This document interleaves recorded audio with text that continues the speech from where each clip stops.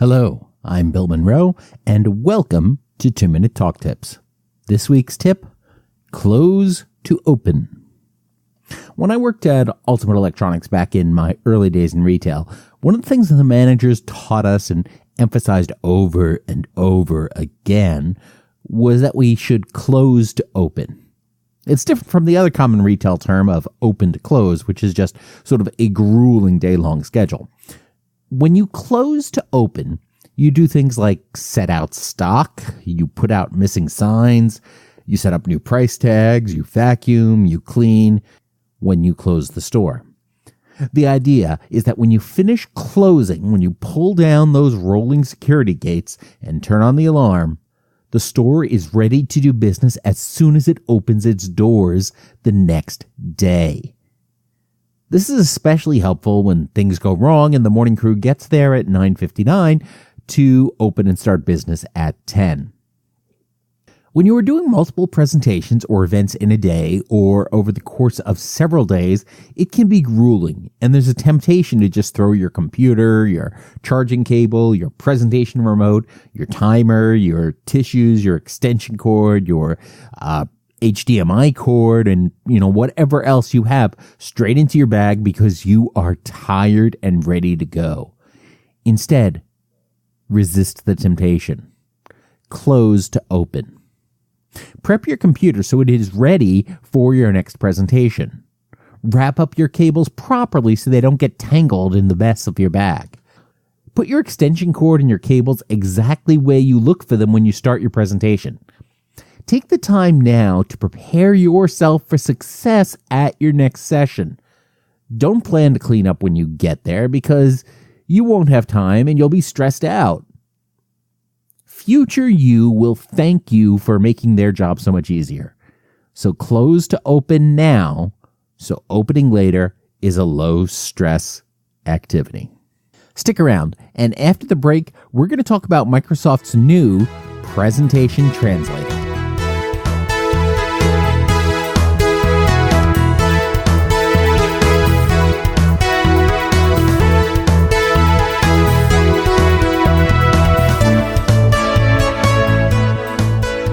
Welcome back. Today, I want to talk about Presentation Translator. Now, first, I guess I should offer a disclosure. I am pretty excited about this product, although I have not been involved with it or have any incentive for this. But I am a former Microsoft employee who worked with the Office team before being let go through a round of corporate layoffs. I worked with a lot of great people there that I have a lot of respect for, and I'm still in occasional contact with many of them.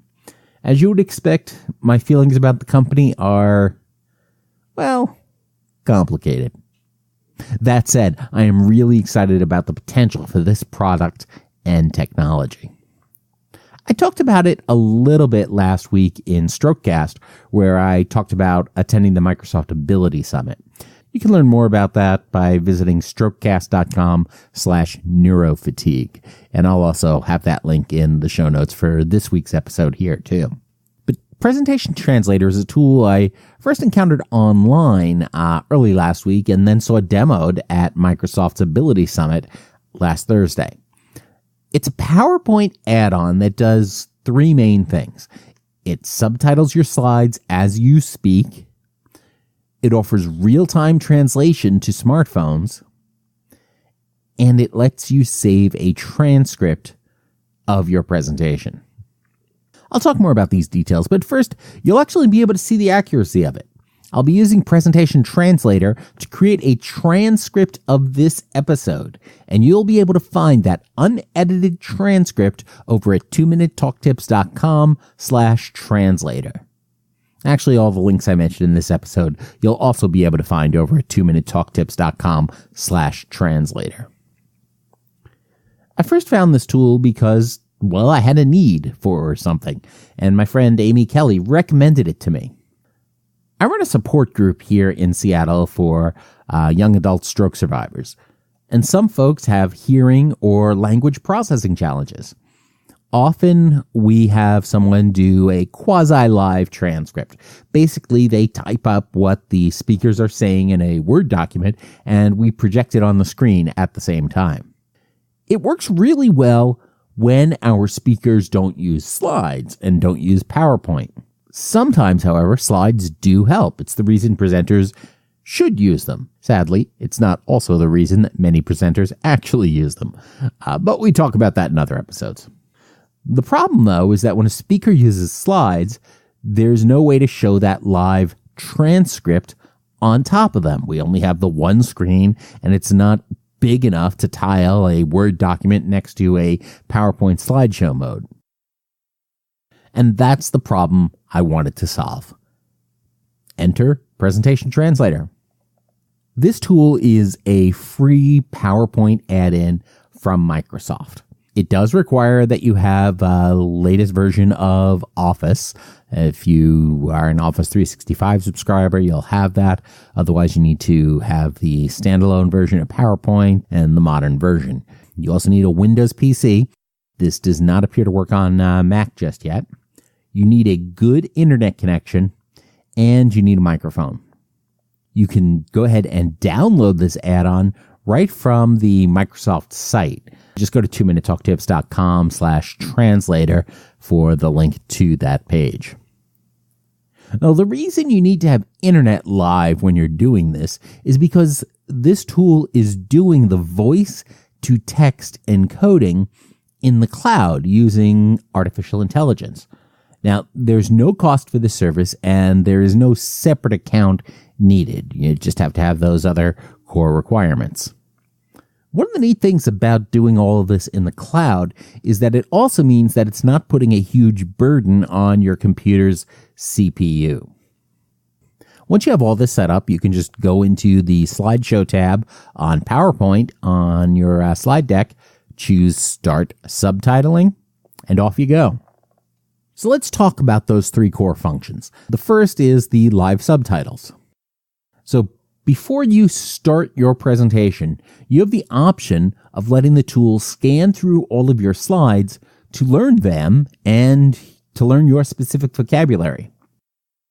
It appears to process them and then cache this information in its memory or in a file someplace. It can take up to about 5 minutes or so it's probably not the best thing to do right before you start. The great thing is you can do it further in advance. Doing this process is not mandatory, but it's probably a good idea, especially if your talk is going to be particularly jargon heavy or you use a lot of specialized vocabulary. This is a one-time scan. You don't have to do it every time you conduct the session. Basically, it gives a rough idea of what you're going to talk about to the conversion engine so that it's ready when you get there. Now, the other cool thing is that you don't have to have text-heavy slides to support this because it's not going to scan just the slides. It's also going to scan the speaker notes you have in those slides. So all those times I tell you to just put big pictures or images or very little text on your slides, you can still do that and load up the details in your speaker notes, and the translator will go ahead and scan all of them to get the information it needs to create subtitles when you speak. When you start speaking, you hopefully have a microphone hooked up to the PC. I'm guessing the built-in microphone next to the webcam on many laptops is probably not going to be adequate, especially in a large room. But, I haven't tried that. Go ahead and give that a try. I'd love to get some feedback on how that actually works. The PC listens as you speak, and then it, in conjunction with the service in the cloud, does voice-to-text conversion. The words that you say appear on top of your full-screen slides, just like the closed captioning does on your TV. Now, by default, it's actually at the top of the screen, but I think you even have some options to change that. Or if not, you probably will in a future version. From what I've seen in doing this, and in the live demos I've seen, there is a little bit of lag, but it's really not that bad. A strong internet connection will help. If you have a slow internet connection, it's probably going to be a lot more laggy and maybe less functional at that point. The accuracy also seems pretty good, but, again, that can vary.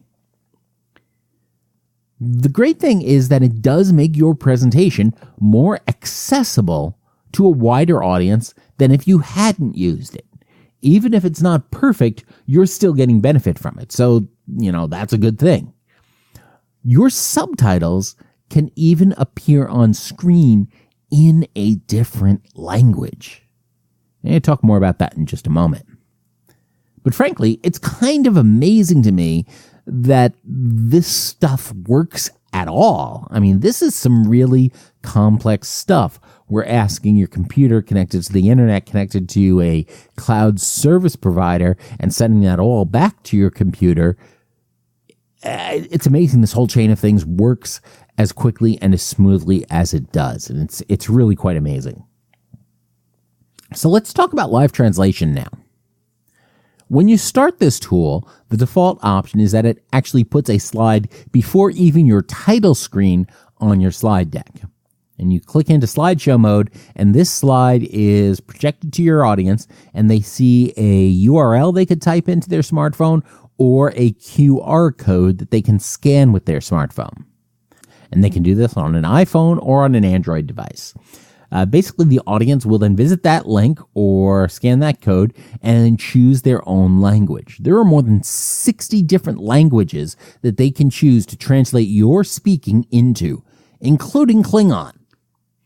Now, as you, the presenter, speaks, an audience member can view a live transcript or live subtitles on their device as you talk in their own language. Keep in mind, there were two things happening here. The system first has to accurately understand what you're saying, and then it has to accurately translate what you are saying. Think about the implications of that for a moment. Maybe you're speaking in another country.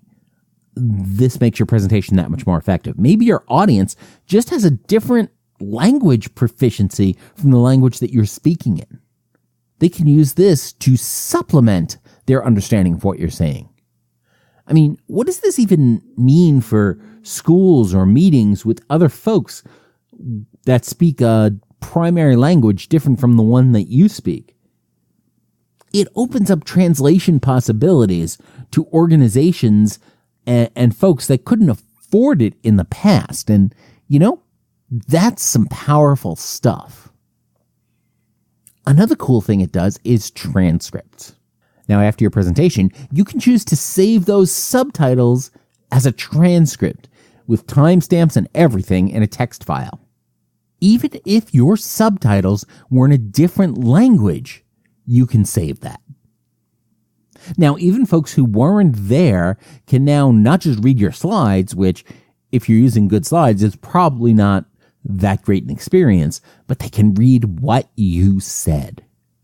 It opens it up to folks with physical hearing challenges, some cognitive challenges, or non-native language challenges. It makes it easier to reach underserved communities and audiences. It makes it easier to do business internationally. I mean, even if you speak a foreign language that a presenter is using, the translation can supplement that and help with that understanding. This is powerful stuff. You can kind of see why I'm so excited here. So, does this solve my initial problem? Maybe. I have a couple of concerns. I have some concerns about the speed at which the subtitles scroll across the screen. I also have some concerns about the size and being able to see them from the back of the room, so some visibility challenges. I'm also wondering if having the closed captioning on top of the slides could be distracting for some folks with cognitive processing challenges. I don't know. But what I do know is that this is something I'm going to experiment with, and I'm going to try it with my audience in the future and see how well it works for them. There is a ton of potential here, and if this works well, it will really open a lot of things up. So I would encourage you to go ahead and experiment with this and conduct your own experiments and research and see how this works with your audience. So now let's do a little bit of navel gazing here, and let's talk about podcasts. A lot of podcasters use fee-based services to create transcripts. There's discussion that takes place on a number of forums and boards that podcast producers use about whether or not it's worth it to create a transcript of your podcast. Some people do it for show notes. Some folks like to do it for SEO or search engine optimization purposes. Besides that, the main reason I'm interested in the idea is accessibility. Those with hearing challenges are often locked out of podcast content altogether. I actually publish all episodes of my podcast to YouTube as well because YouTube will provide closed captioning at no cost. It's not really ideal because you got to go to the separate site, you got to turn it on, and it works, but it's not a great solution. And this issue became even more important to me for my other podcast, Strokecast, where more folks deal with the ramifications of stroke and the brain challenges that come along with that. So let's do some experimentation. Instead of just guessing, I'm going to actually go ahead and give some of this a try. You can go to 2minutetalktips.com/translator and check out the unedited transcript of this episode. You can see for yourself and judge for yourself the accuracy. What do you think about it? Here's how I made that transcript. I first recorded and edited the audio for this episode. I then created a single slide PowerPoint file and pasted my detailed outline of this episode to that slide. Probably about 85% of what I say in any given episode is actually on my outline.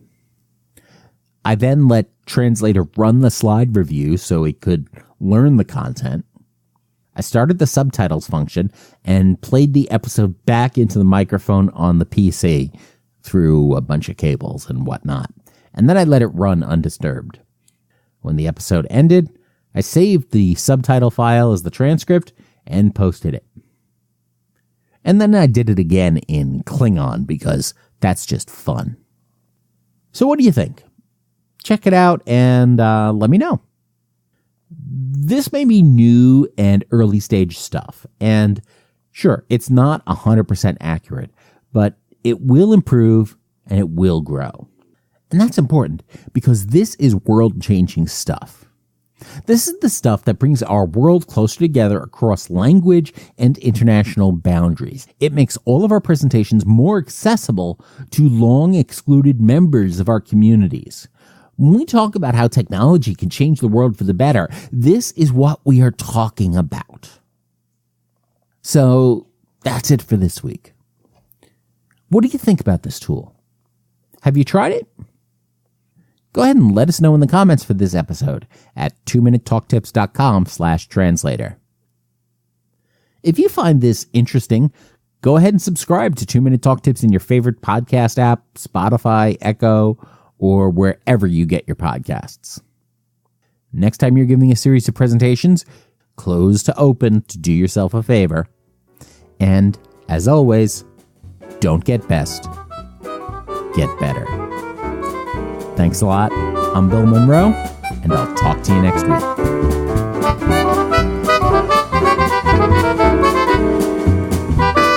Two-Minute Talk Tips is a proud production of the Currently Speaking Podcast Network.